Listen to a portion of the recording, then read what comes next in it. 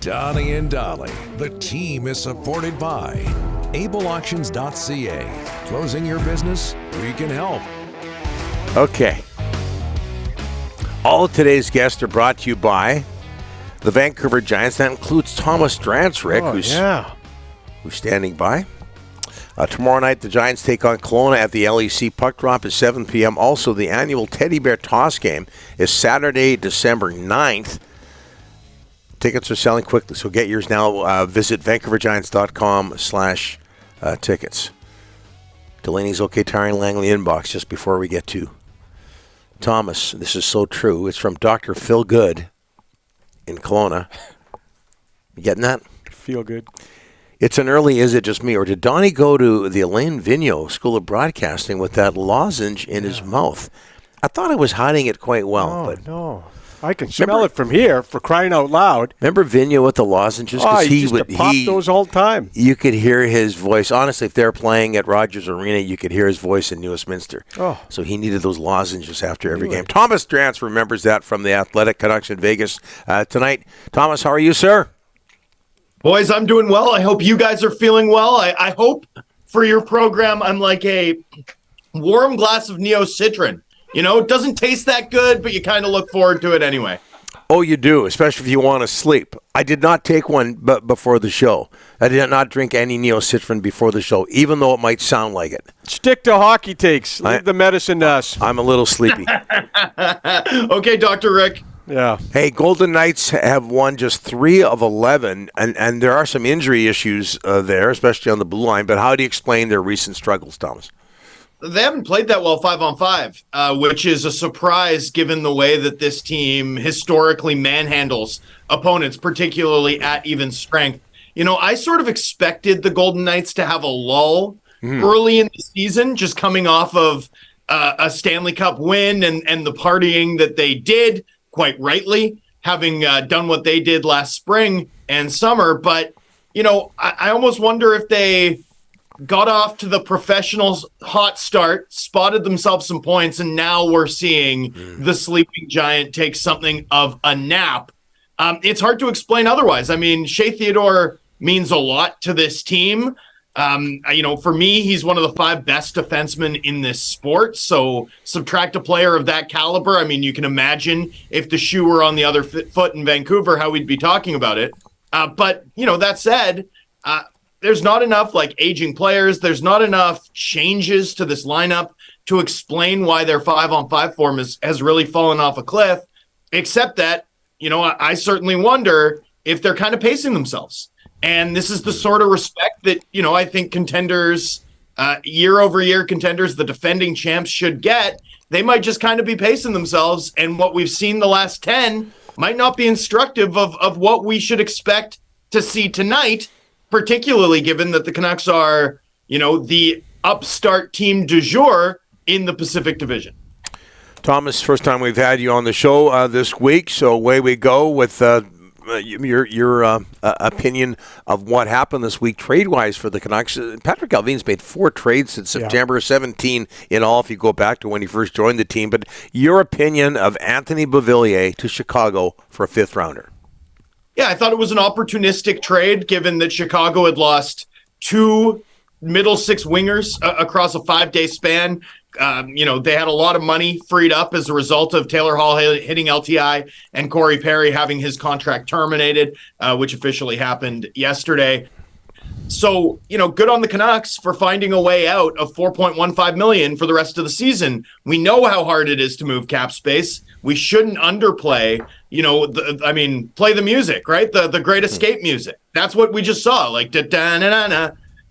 But one thing that I think is important is the reaction to this trade in part was like, well, just throw another 5th onto the return for Bo Horvat. But there's actually a subtle cost that this team incurred by holding Beauvillier the way they did for 9 months, especially through the offseason, especially given what they had to do this summer in order to create the cap space to improve in free agency, you know, with Cole, with Soucy, with Bluger, with Pius Suter, quality signings across the board. But to enable that, you know, they had to buy out Oliver Ekman-Larsson.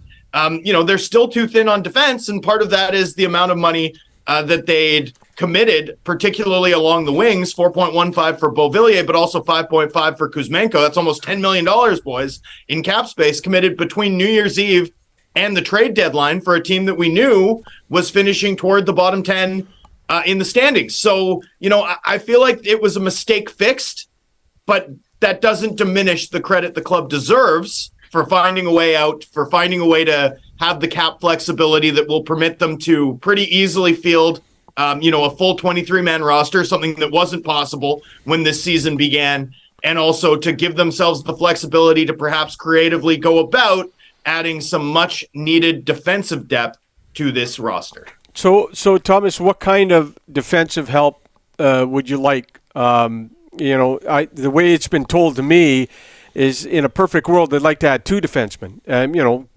Go get a Tanev type guy and then go get an Ethan Bear type guy. What would you? What's on your wish list for as they try to improve that blue line?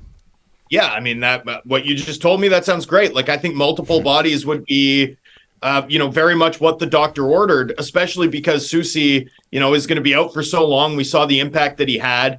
I do think adding some push, adding some creativity even on the bottom 4, into the bottom 4, given that they're playing their 2 most creative offensive defenders together in major minutes, might help, especially given that this team's ability to generate chances 5-on-5 has been pretty limited for much of this season.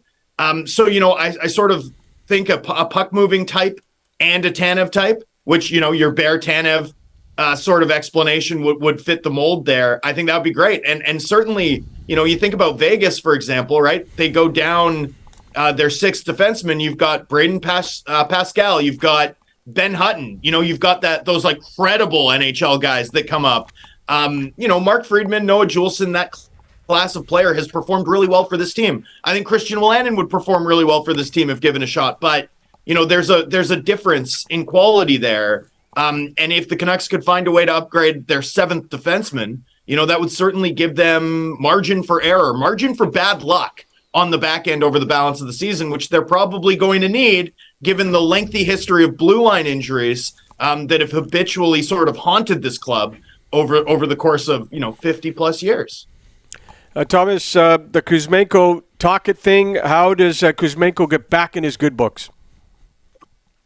Well, I think he's got to throw the body, and I don't mean throw the body as in chase big hits. I mean use that big frame, immovable at the net front, to separate puck carriers from the puck, particularly when he's F2 or F3 on the forecheck. We've seen him do it inconsistently. I think about the Ottawa game, one of my favorite games that he played all season.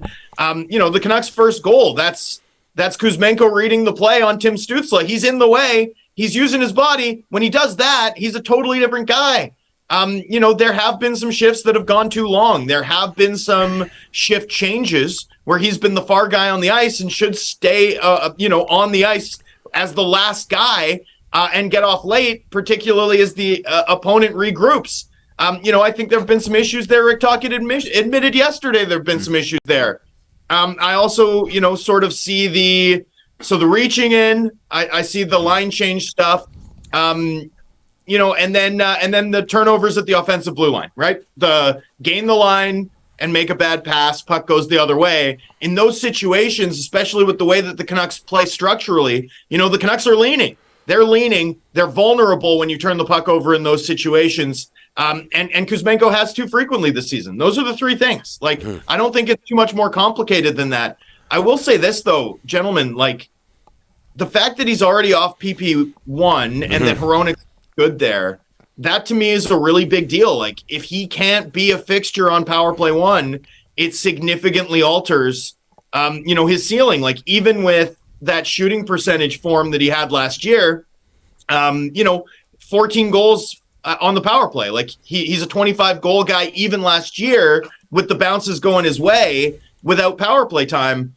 There's a big difference between a 30-goal scorer, a guy challenging for 40, and a guy who needs some bounces to get to 25, right? It fundamentally alters what his ceiling is. I suspect we haven't seen the last from Kuzmenko on power play 1. I think he's too valuable in that spot. I'd like to see him get back on PP1 quickly, but if he can't, or if Hronik really takes this opportunity and runs with it, all the way to the arbitrator. I do think you're looking at a player whose ceiling is going to be an awful lot lower than how we were discussing it this summer. Should be fun tonight, Thomas. You have some fun. Thanks for this. Appreciate it. We'll talk to you next week. Yeah, the epic battle for second in the Pacific by point percentage, guys. Let's go! Oh, that's right. Yeah, that's a good point. Right. So you're not buying into this first place Well, thing? LA's played 20 games. It's actually incorrect. So, no, I'm not buying into it. Okay. All right. What a negative nanny, or whatever they call it. Semantics guy, what can I say? You took your negative pills this morning. Bottom line, Thomas. Well, he's not wrong. No, I know he's not wrong, but he's the only guy bringing it up. Yeah, I just don't like to let I do like to let facts get in the way of a good story, right? Same here. Thanks, Thomas. Go. Cheers, boys. Appreciate it.